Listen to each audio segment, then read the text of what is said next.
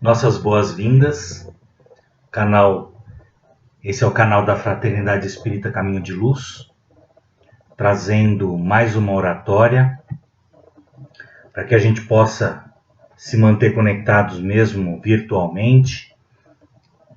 Quando a gente puder, quando a gente tiver oportunidade, a gente pode acompanhar as oratórias da casa através do canal.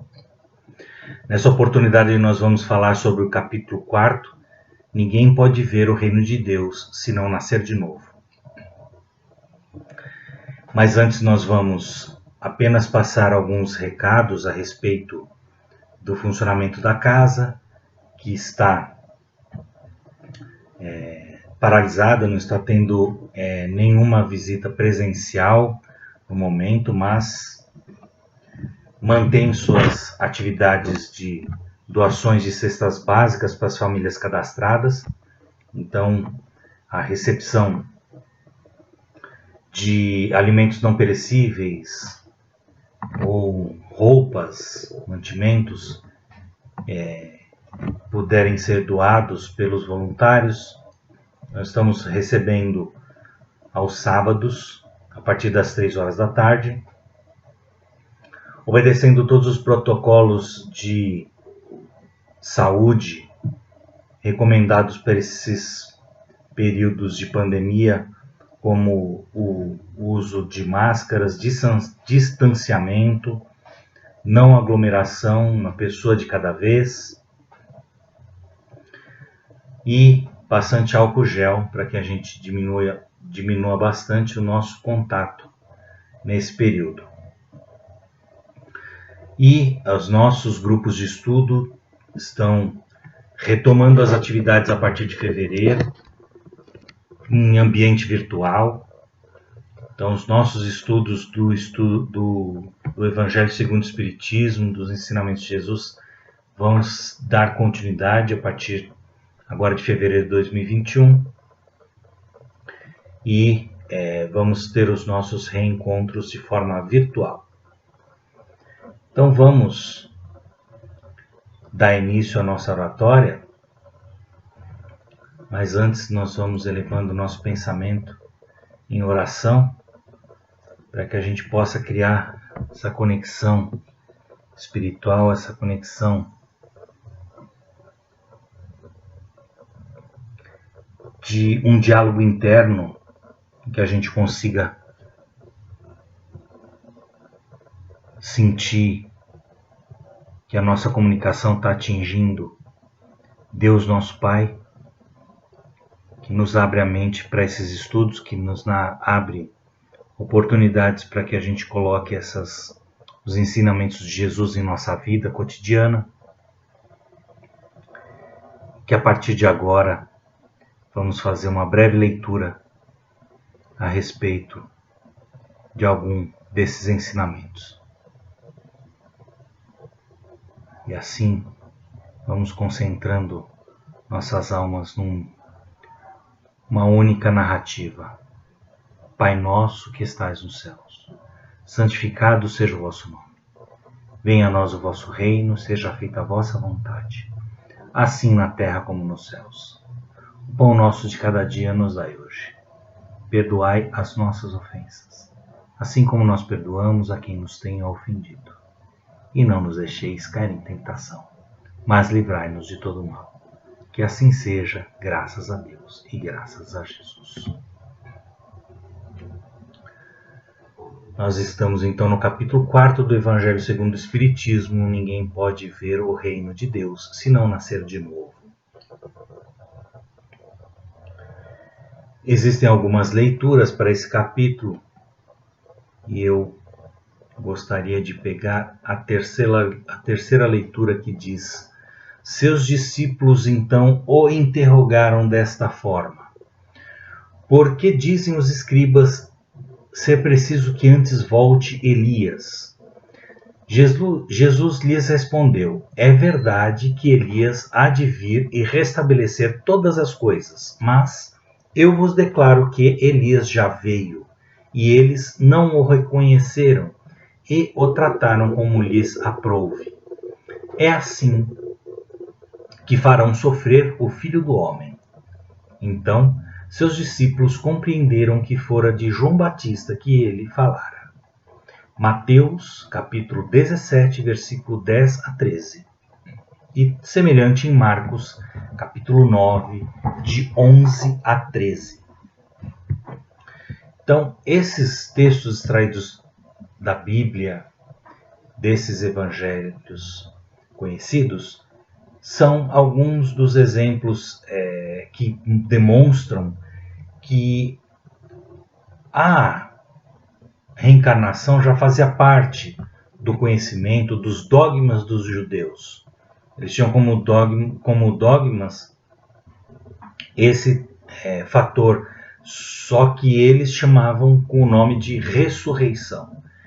E isso trazia uma certa confusão, porque muitas vezes, em algumas passagens bíblicas em que Jesus ou alguns dos discípulos conseguiram reanimar pessoas que estavam em situação de catalepsia, sendo dadas como mortas, mas que foi restaurada a consciência daquelas pessoas e elas então voltaram ao contato das suas famílias, esses episódios são descritos como ressurreição, mas na verdade o conceito não é esse. Então existe uma confusão, eles não tinham exatamente como que funcionava, como que um espírito que já existia pudesse tomar de novo a vida.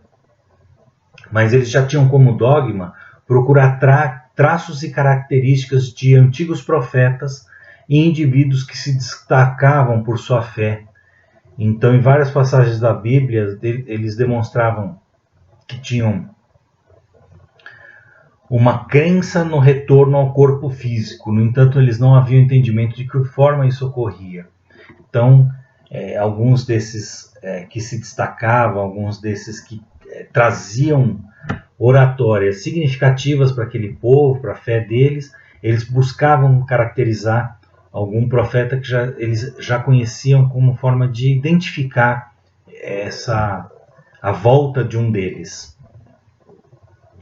No Espiritismo a gente estuda o termo correto, que é reencarnação, que é então que o espírito que já existia, ele tomar uma nova vida corpórea, mas não no mesmo corpo.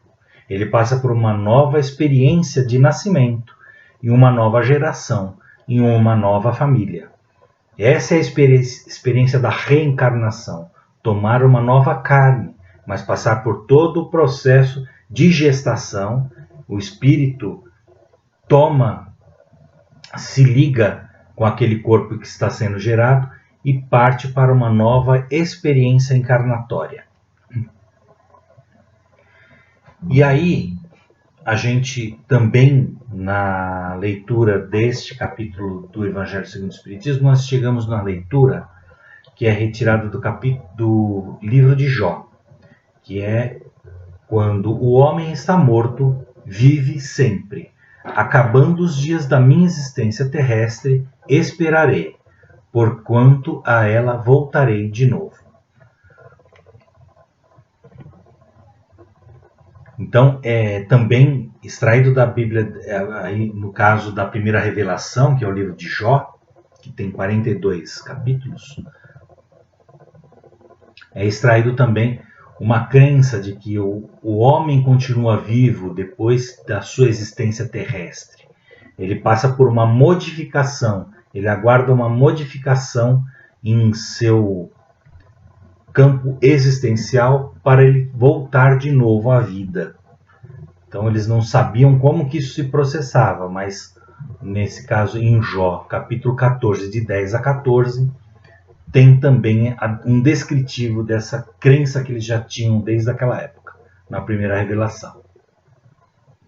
E se a gente for fazer um apanhado bem resumido da trajetória de Jó, ele é descrito na Bíblia como um homem íntegro e reto, na terra de Uz, pai de 7 filhos e 3 filhas, criador de ovelhas e camelos, bois e jumentos.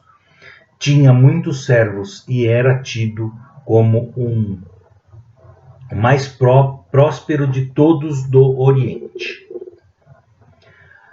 Então ele era muito querido, ele era muito amparado pela toda uma comunidade, porque ele tinha muitas terras, ele tinha muitos pertences, ele tinha uma grande família e ele era uma pessoa muito íntegra, né? Ele era uma pessoa muito íntegra, ele obedecia às leis mosaicas, ele mantinha a fé da forma como aquele povo conduzia na época. Então ele era um exemplo para tantos outros jovens que também conviviam ali. Acontece que sabeus e caldeus saquearam todo o seu gado e mataram todos os seus servos. Um grande vento soprou do deserto e matou toda a sua família. E no dia seguinte ele contraiu lepra com feridas por todo o corpo. Então, de um episódio só aconteceu tudo isso. Tudo que ele tinha, ele perdeu, inclusive a sua família, inclusive a sua esposa. Jó, apesar de não se achar merecedor de sua decadência, não perdeu a sua fé e recebeu a visita de 3 amigos, Elifaz, Bildade e Zofar, para consolá-lo. Então, do restante dos capítulos do livro de Jó, é o diálogo que acontece entre essas 4 pessoas, esses 3 amigos e Jó, a respeito do que ele estava passando. Então, muito das crenças que eles tinham naquela época a respeito da conduta da vida, de ser ou não virtuoso para com os seus e ter ter que responder até pelos seus ancestrais com relação a essa virtuosidade. Ele apresentava como se ele estivesse defendendo a ideia de que ele se sentia injustiçado, se sentia que ele tinha sido muito, a carga tinha sido muito alta, muito forte, muito maior do que ele poderia suportar. Então, mas desse diálogo se extrai muitas partes em que eles falam dessas modificações que o espírito precisa fazer para a sua regeneração como filho de Deus. Do capítulo 19, de 13 a 20, Jó descreve o abandono e o estado de saúde deplorável que já se encontrava, clamando por misericórdia. Descreve em seguida a devoção ao auxílio ao próximo, os cuidados com todos os que conviveram com ele. No entanto, se incomoda com os poderosos, juízes e reis que ostentam muitas riquezas e prazeres sem querer aceitar Deus. Então ele está se comparando porque ele era uma pessoa que ele tratava muito bem seus servos, sua família, ele cumpria com todos os requisitos, os dogmas, os rituais que a igreja impunha. Ele cumpria com todos esses rituais, ele tinha todo um procedimento de respeito para com as pessoas que trabalhavam para ele fazia doações, ele era uma pessoa muito generosa, muito reta, muito justa. Ele era uma pessoa que ele tinha muita importância mesmo para aquele povo, mas ele, em algum momento desse diálogo, ele começa a dizer dos que têm riqueza, dos juízes, dos reis, dos príncipes, daqueles que têm poderes, eles podem desfrutar de muitos prazeres e nem sequer eles são tementes a Deus, eles têm uma crença num Deus único, que já era, desde Abraão, já era a crença desse povo, de que existia um Deus único. Então, nessa comparação, a gente percebe que existia mesmo muita injustiça, né? E muita opulência dos poderosos, mas desprezando os pequenos, aqueles que não tinham nada. E pessoas virtuosas como Jó eram as pessoas que davam assistência a essas famílias. A partir do capítulo 38 começa a resposta de Deus a Jó, descrevendo todas as coisas criadas na terra, seguindo os preceitos bíblicos, tá? Os preceitos bíblicos da época, conforme Moisés havia escrito desde do Êxodo, desde a Gênesis. Maiores detalhes sobre o desfecho dessa conversa de Deus com Jó, procurem o livro de Jó na Bíblia e até façam uma leitura mais completa desses 42 capítulos para tirar mais conclusões a respeito desses diálogos. Porque se a gente tiver a nossa atenção somente para isso que ele está dizendo a respeito da opulência dos que são ricos, que têm muito poder, os que têm muitas propriedades, os que têm muita riqueza, aqueles que até são os que são os criadores da lei, são os que são os detentores do poder de legislar para aquele povo, e que não repartiam nada com ninguém, tomavam tudo para si, não tinham crença em nada, usavam tudo para seu próprio prazer, e aquilo que aquele povo mais devotado, aquele povo que seguia os preceitos lá de Moisés, já tinham dentro de si, de repartir com o próximo, de trazer uma coisa próspera que seja para todos, que possa amparar a todos, que tenha respeito por aqueles que trabalham a terra, trabalham com os cuidados mais básicos da vida, da criação e tudo mais, da criação de animais, da criação da lavoura e tudo mais.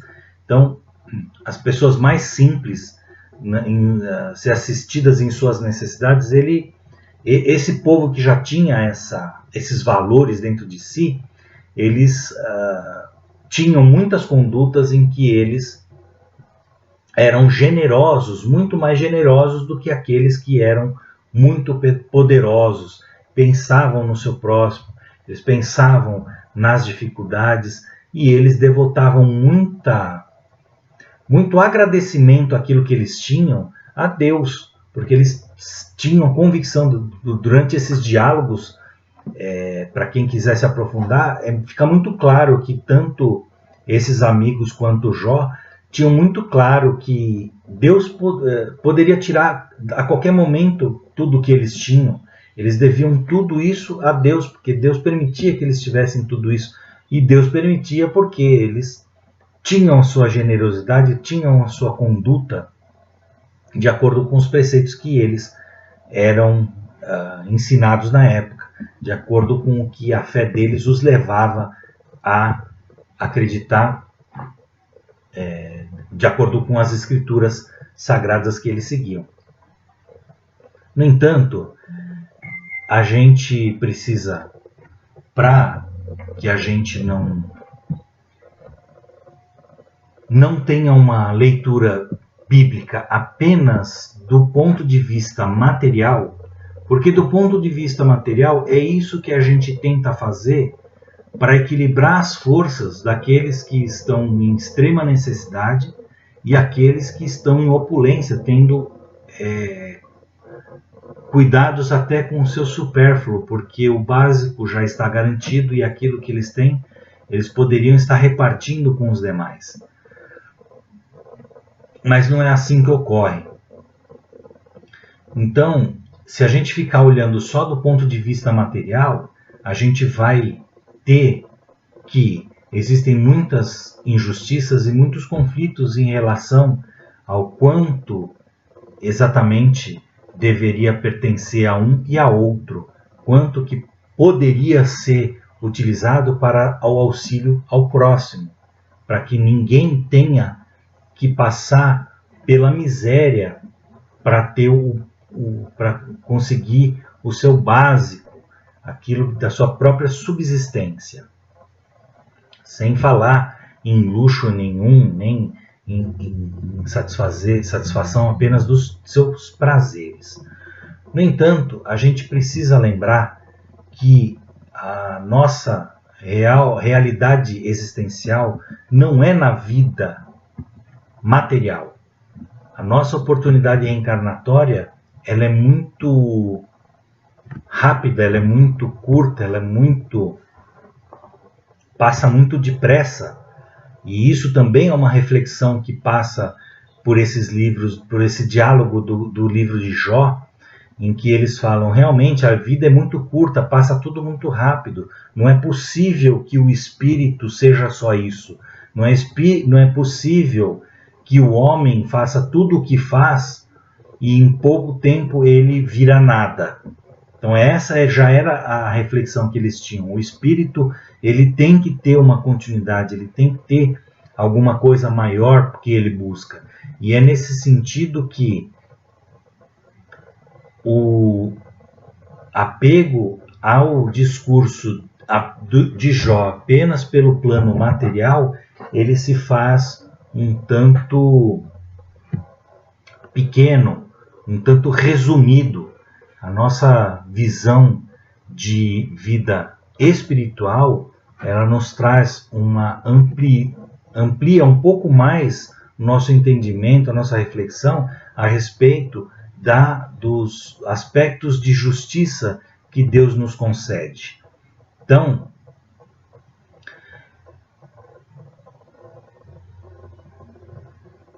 a justiça divina se faz pela reencarnação porque nos coloca em outras posições sociais e familiares com a intenção de nos fazer vivenciar novas circunstâncias e aprimorar nossa consciência a respeito da vida, das dificuldades e do sofrimento que todos estão sujeitos.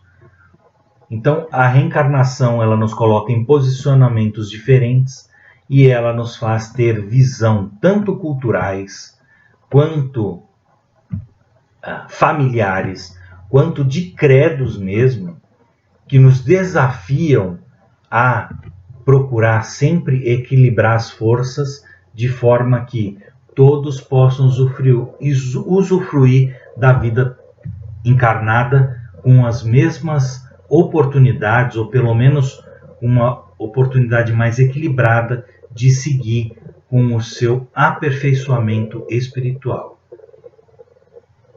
Jesus dizia que não se pode ver o reino de Deus se não nascer de novo. A reencarnação é o caminho traçado para o nosso aperfeiçoamento moral, desapego à matéria e seguir o caminho da luz divina. É esse o sentido em que a gente precisa aprofundar quando a gente estuda esse diálogo de Jó, porque a vida material ela pode conter dentro da sua lógica, dentro da sequência de eventos que se dá em nossa vida cotidiana, um pouco de distanciamento qual é o objetivo, de para que serve a nossa vida encarnada. Ela vai nos trazer o tormento de ficar procurando as desigualdades sociais que só vão se reequilibrar com uma nova oportunidade reencarnatória, ou a gente vai se voltar para os desafios que a vida encarnada nos proporciona e busque o que ela pode ser extraído dela de aprendizado, de aperfeiçoamento, de melhora, de manter a nossa fé como Jó fez, mesmo achando que aqueles acontecimentos com a vida dele eram desproporcionais ao quanto ele era capaz de suportar, mesmo assim ele não perdeu a sua fé. Então, dar continuidade à nossa fé, à nossa busca, ao nosso aperfeiçoamento em todas as oportunidades que nós tivermos, em todas as ocasiões em que nós formos lançados a novos desafios. É isso o que engrandece o nosso espírito. E é claro que, até pela nossa atividade de fornecer cestas básicas, as nossas atividades de trazer alguma forma de doação àqueles que são mais vulneráveis, mostram que a gente não está alheio completamente às necessidades da vida encarnada. A gente só não pode fazer com que isso traga a angústia de achar que existe de alguma forma, uma injustiça eterna. Assim como Jó conclui nesses diálogos, Deus é justo. E essa justiça transcende o nosso entendimento. No entanto, é essa busca espiritual que equilibra no nosso aperfeiçoamento, tudo aquilo que nós passamos, a nossa história, que também não se encerra nessa nossa oportunidade reencarnatória atual. A nossa história foi escrita em várias outras oportunidades reencarnatórias e vai passar por outras tantas oportunidades futuras que, do ponto de vista de um espírito eterno, são breves passagens e que, por mais doloroso que seja esse desafio, ele é muito rápido perto do tanto que a gente tem para aprender e do tanto que a gente vai aperfeiçoar espiritualmente e do tanto de vida que nós ainda temos como espíritos eternos. Então, por isso que ver o reino de Deus, como Jesus dizia, é preciso passar por essas oportunidades reencarnatórias e a cada uma delas ir conquistando mais um pouquinho, um pouco mais essa proximidade daquilo que Jesus nos prometeu, que é chegar ao nosso destino final, no reino de Deus, onde tudo estará realizado com o equilíbrio e a justiça, que são os verdadeiros equilíbrios de justiça possíveis em nossa existência, a justiça de Deus. Então, essa foi a oratória dessa oportunidade. Nós vamos dando por encerrado as nossas reflexões, que possamos mais uma vez sentirmos amparados e próximos daqueles que são os nossos mentores, daqueles que são os mentores da casa, os mentores que nos auxiliam, nos acompanham, nos orientam, para que a gente possa, com essa oração final de encerramento, em pensamento levar as nossas vibrações a todos aqueles que estejam necessitados, aqueles familiares, amigos, conhecidos, aqueles que nos solicitaram vibrações nos grupos. Vamos agora em pensamento passar por todos esses nomes, e essas vibrações caminham com a ajuda dos nossos mentores espirituais, das equipes médicas espirituais, ao auxílio, ao encaminhamento, ao alívio daqueles que estejam passando por recuperações, por internações, por momentos de isolamento, que também estão nos desafiando de forma bastante forte, e serenamente vamos dando por encerrado com essa oração. Ave Maria, cheia de graças, o Senhor é convosco. Bendita sois vós entre as mulheres, bendito é o fruto do vosso ventre, Jesus.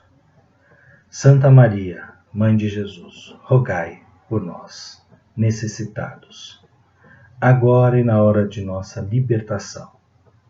Que assim seja, graças a Deus e graças a Jesus. E assim nós vamos dando por encerrado. Compartilhem com seus conhecidos, com seus familiares. Nos encontramos novamente neste canal com uma nova oratória, numa nova oportunidade. Fiquem em paz.